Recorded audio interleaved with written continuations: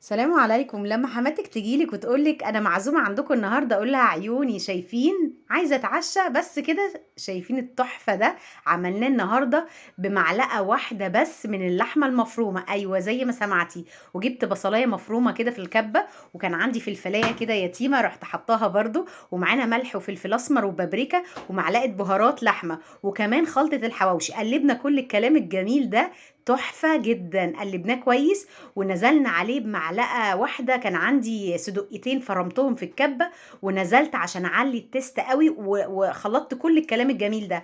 عندنا ليا وعندنا طماطم وعندنا زيت. دهنا السندوتش بتاعنا الجميل بعد ما فتحناه زي ما انتوا شايفين، ونزلنا بالليا والطماطم. ويا سلام بقى لو حطيتي معلقه هريسه شطه، ياه توديها في حتة تانية.